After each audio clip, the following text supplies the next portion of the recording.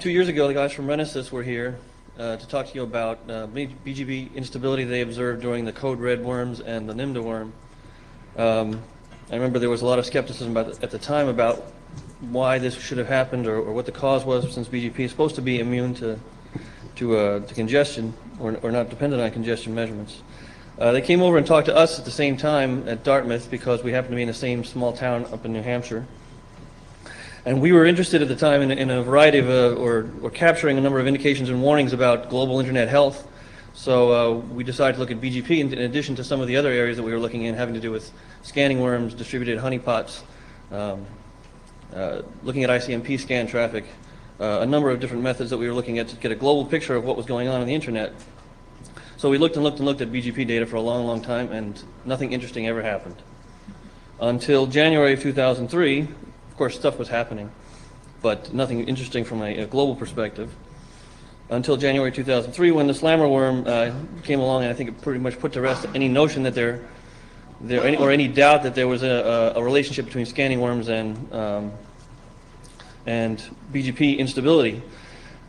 I started to look at the data, and I wanted some way to compare it to previous worm epidemics, specifically the code red and the NIMDA worm epidemics, and I had no yardstick. There was no standard measurement for me for which to measure these things.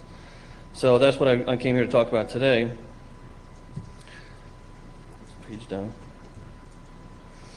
So everyone has their metrics, measures, and indicators. In biology, we talk about vital signs like blood pressure, body temperature, pulse, and respiration. Meteorology has your standard measurements, seismic, economic indicators. In nearly every field of study, there is a state vector that you can describe the whole universe with. And even though it's reductive, it's still useful. It's useful because otherwise we wouldn't use these numbers. And we're all familiar with these numbers. We hear them on almost daily basis. But in our field of study, in internet health and internet stability, there is no such collection of standardized metrics. So if lacking that standard yardstick, how do we compare the events that traumatize the internet? How do we compare their various effects on things like stability? Events like scanning worms or September 11th or the Baltimore tunnel fire or the Northeast blackout. How do we describe and monitor current conditions as well? So how do we say what is the current conditions on the internet right now? We still don't have a vocabulary. We don't have a standard list of metrics that we can use. So if you're on that NANOG mailing list and something's happening, people are saying, I'm seeing a lot of activity, or I'm seeing this kind of activity, but there's no number that they can point to. So there are a variety of ways to actually look at the internet and say, what is its state right now? There are commercial companies that everybody's familiar with that measure packet loss and latency. We can talk about traumatic events in terms of the availability of services like email and web services. And in interdomain routing, we probably are reduced to two areas, and that's stability and reachability. So moving towards some kind of standard BGP metrics, and I'm not here to propose a standard, and I'm not here to propose that the way that we're looking at it is the only way to looking at it. I'm just throwing out the idea that what we need to be working towards is some kind of standard yardstick. Whatever metrics we come up with should be reductive. Reductive is bad in one sense, as you lose detail, you lose insight. On the other hand, we have to dampen some transient phenomenon if we're talking about global internet health. The things like reset spikes and all the other sort of things that can cause local routing instability are not the sort of things that you want to be strongly indicated in a global indicator. We want to look at widespread phenomena, and it should be on some kind of standardized scale. So again, going back to the two areas that I think BGP is useful in looking at are instability and reachability. Instability could be based on route flapping, or it could be based on the time density of route announcements and withdrawals, just looking at updates per minute. Reachability can be based on table sizes measured in the total number of IP blocks, which is up around 130,000 these days, or it could be further extrapolated to the total number of IP addresses in a particular table. There are problems with both of those methods, and I'll try to touch on that. So after the slammer worm, I tried to come up with some kind of metric that I could use to standardize and measure these things. So given n BGP peers, I have BGP peering relationships, say, with 10 different routers that are scattered across the globe, topologically and geographically dispersed. So for each peer, each one that's feeding me data, I'm not a router now, I'm just a collector, I'm an observer. For each one of these peers, I want to calculate a local weighting factor that tells me how active this local router is.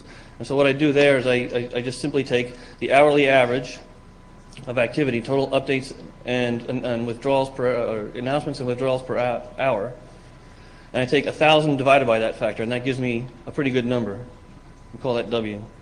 For each one of those weights, then we have for each peer, we count the announcements and withdrawals per minute over a 15-minute sliding window. Now, why do we use 15 minutes? Well, I experimented with it empirically on data that we were looking at over the course of ordinary days and extremely active days. And what you find is that if you go 30 minutes, you dampen out a lot of the transient stuff, but you also get a lot of time lag. Now, it's 15 minutes before anything is indicated because you're looking at medians.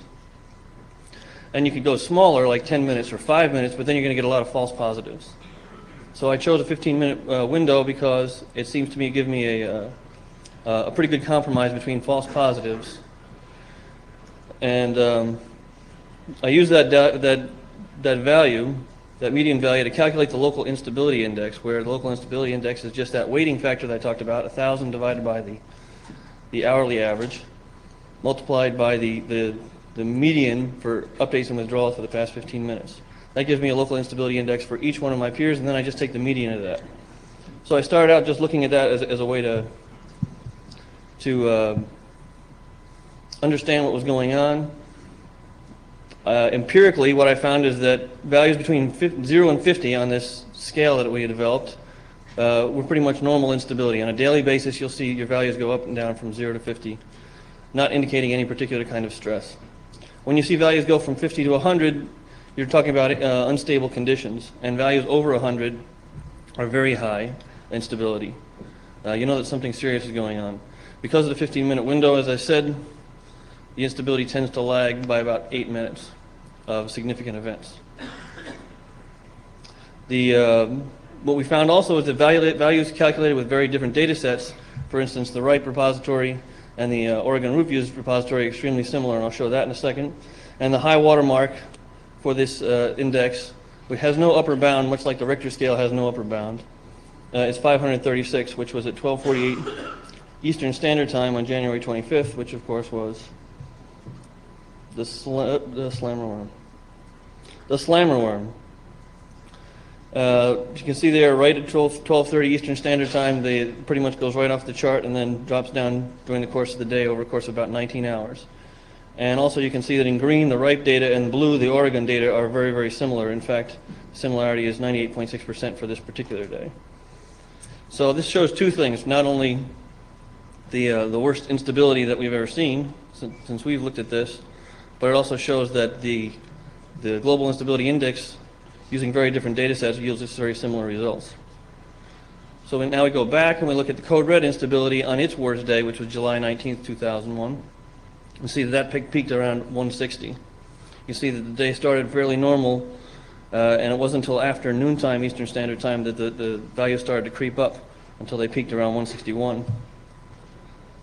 NIMDA, very similarly, stayed pretty quiet in the beginning of the day, and then uncharacteristically just shot up to the 100 level right after, it looks like about 11 o'clock Eastern Standard Time on September 18th, 2001.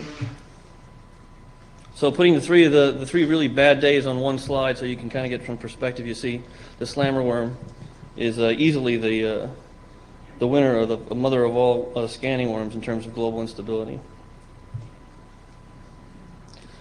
Other events, not just scanning worms, that cause global instability. On the morning of July 17th, I was awakened by my beeper because I have it now set to go off anytime the global instability index exceeds 100. And at 2 o'clock in the morning, my beeper went off. Anybody guess why? It's your responsibility. You guys did this to me. You guys were patching for the iOS vulnerability, and basically inducing massive amounts of global instability. So at 2 o'clock in the morning, I got on my keyboard and wrote to my friends at the Department of Homeland Security and said, "The internet is under attack." And they wrote back and said, "You're an idiot."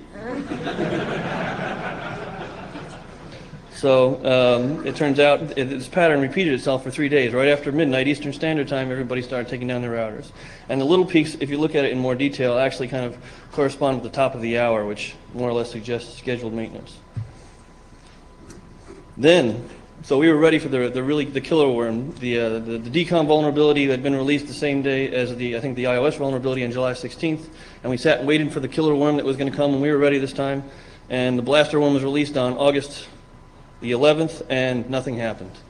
Absolutely nothing happened. For 3 days, nothing happened. We sat and we watched the global instability index, and we saw mild instability. You can see that in a couple instances it peaks up around the value of 50, and then suddenly at 4:11 Eastern Standard Time on August 14th, the thing goes up and hits 90.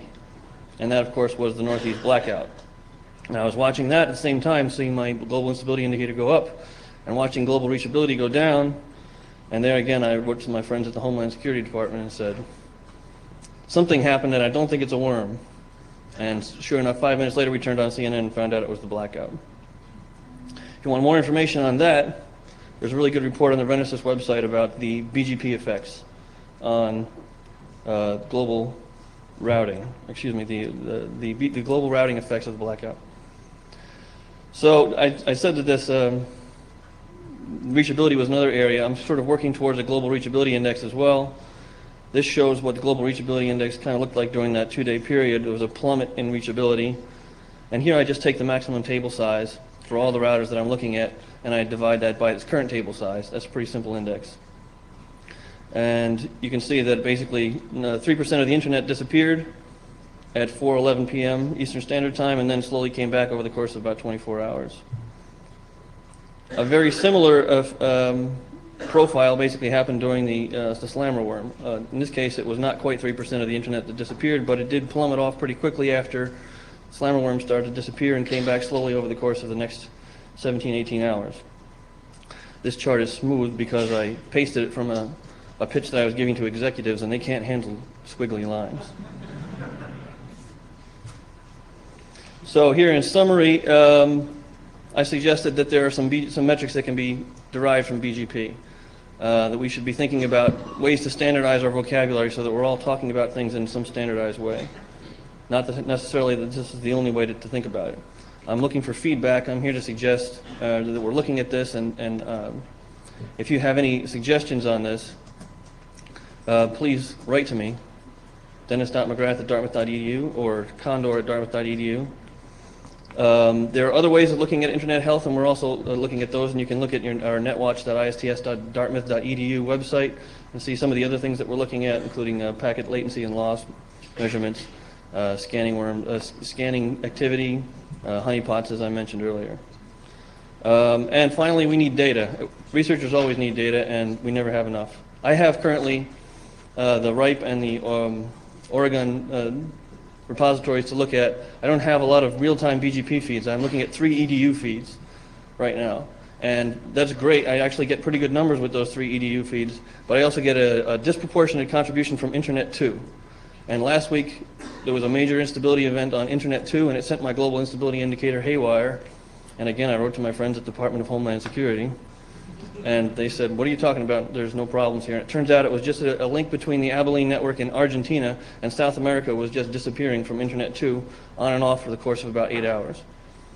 So if I could have more BGP data, more BGP feeds of peers in real time, I'd appreciate the data. It would really help, and I can't pay you for it, but I can give you a T-shirt. And if you come see me afterwards, I'll give you one. And that's it. Questions for Dennis? Thank you. I have a question. Stay up there, Dennis. I have a question. Dennis, you didn't see anything from the blaster worm. Do you have an intuition of why? The question is, why didn't blaster worm cause instability? It appears that it didn't scan nearly aggressively as its predecessors. Obviously, there was some instability there. It was kind of buried in the noise. Again, you should talk to the guys at Renesys who look at this data much more closely than I do. Welchia actually, which I didn't show, the following week after the blaster worm, Welchia caused a little bit more instability than blaster did, because it had all that ping traffic that was going around as well. But both those worms didn't come near the instability effects that were observed with the previous worms. Seemed to be mostly a problem behind the firewall, and I'm not an expert in what blaster was doing or what it was trying to do, but I certainly think that we haven't seen the last of the very aggressive scanning worms. It's just that those two particular ones were not fast movers the way Slammer was. Thanks.